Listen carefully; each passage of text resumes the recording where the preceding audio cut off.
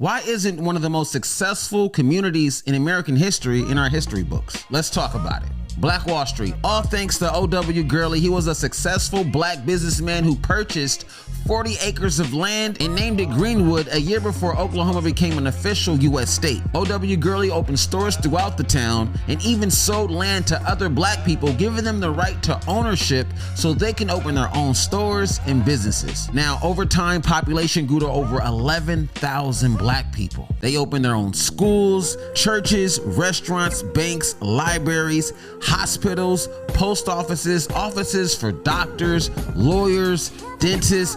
Business was booming. They had movie theaters, barbershops, more grocery stores, clothing stores, and even nightclubs. The more the money stayed in the community, the more powerful the Greenwood district became. Get this, they had more millionaires residing there than the United States combined. Even the people who worked outside of the Greenwood district only spent their money in Greenwood, reinvesting into the community. This is why Black Wall Street was one of the most successful neighborhoods in American history. Now, over the past few decades, Americans chose to ignore Black Wall Street, the Greenwood district, and what happened in Tulsa, Oklahoma. But this is where it gets shady. In 1919, the state of Oklahoma started giving the people of Greenwood District a hard time.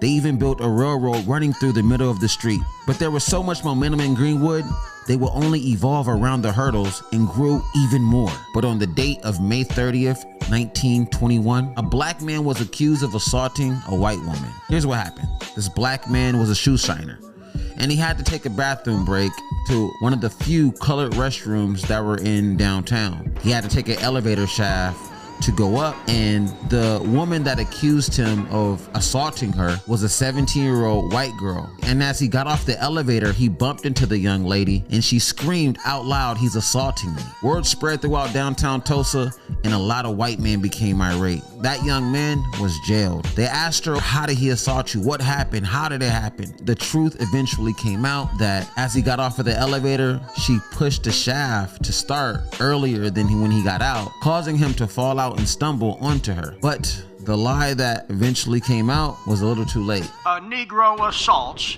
a white girl. It already caused the town of white men to become outraged. A white mob came to the Greenwood district and terrorized the whole city. Not only did they loot, they burned the city down. They burned every business, 1,200 homes, and firefighters refused to put out any fires in Greenwood. Witnesses say that they seen warplanes circling the city, shooting down at innocent people, and even dropped bombs on the Greenwood district. Following the massacre, insurance companies refused to cover any damages that were caused by the looting and rioting. The government failed to help rebuild the city and blocked efforts to do so. This crime was ignored for decades and even skipped history books. Not one white man arrested, claiming over 300 lives. This massacre was the worst attack in American history on Americans by Americans on American soil, ending Black Wall Street, Memorial Day weekend, June 1st,